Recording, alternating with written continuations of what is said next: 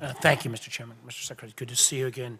And I know this is a question about drug pricing today, and I will come by that. But I, like a number of my colleagues, have some questions about the ongoing crisis of the children at the border.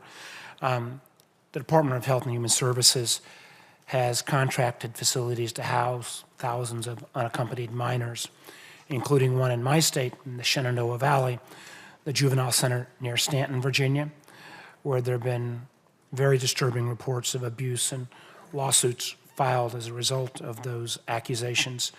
I sent the administration multiple letters on the need for us to get information back.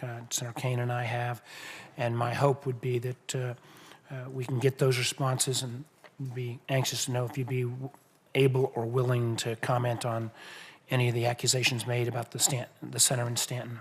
Sure. So without regard to the particular individuals involved, it's important to know that when we get these children into our care, they're immediately evaluated with a mental health and behavioral evaluation, as there are with any children. With 12,000 children in our care, 60,000 per year, there are going to be some children who need extra care, some of which is mental health or may present a risk to themselves or others. We have contracted with some facilities, including the one you mentioned, that specialize in juvenile care of a special need for those who may be a risk to themselves or others. Our children are kept separate from the rest of the juvenile population. It's a separate grant provision. They are required to fully comply with all state licensure, state laws around medication, et cetera. We oversee that. The state licensing authorities oversee that. Obviously, we take any allegations very seriously here. We want proper and appropriate care for these children, so any allegations are quite disturbing. I have seen nothing to confirm the nature of those allegations, but we will certainly respond to and work with you on that. My hope would be the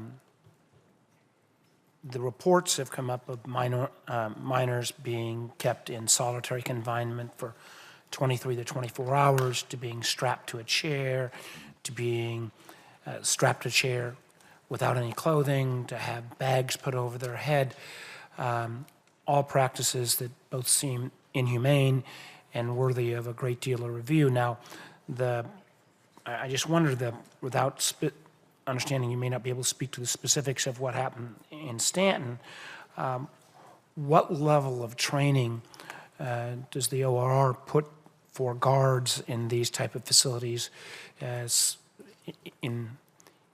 if in fact it shows that these actions took place? I would hope that we would put training regimes in place that would not sanction such behavior. So again, without in any way knowing to be able to confirm the validity of any of those types of allegations, this would be subject to state requirements and licensure around the care of children in any kind of custodial arrangement. And so there would be whatever the state of the Commonwealth of Virginia's licensure requirements are and oversight there, in addition to ORR oversight. I do not know that we have separate training in addition to state licensure requirements around the care in those juvenile detention facilities. I'll be happy to get back to you on that because I do not know the answer to that. We have sent a couple of letters. The sooner you can get me a response on those, the better. Thank you. Let me move to a moment to an area that Senator Whitehouse was already talking about, and that is around the pricing of generic drugs. We saw a great deal of relief 15 years ago, but as you've indicated, in generics into them trying to price right below the price point, or sometimes margins were so thin that companies would not continue to produce particularly older patented drugs, and the ability to keep competition in the generic marketplace has dramatically declined. Many areas we may only have one generic. What tools has the administration proposed, or can you or CMMI use to try to increase more generic competition and actually build enough of a market here where there might actually be, in addition to the brand, 3 or 4 generics to provide the kind of price competition that we need to try bring drug prices down? I absolutely agree with you, and certainly if you have any suggestions, I would welcome them. We are working, the FDA commissioner is working to ensure that as we have any product approaching sole source status as a generic, that we're making clear to the other manufacturers that that's a market opportunity, making expedited pathways for generic approval, streamlining any processes we have to get products to market there to compete and bring them in. We need to look on the reimbursement side. That's where the request for information is asked for insight there.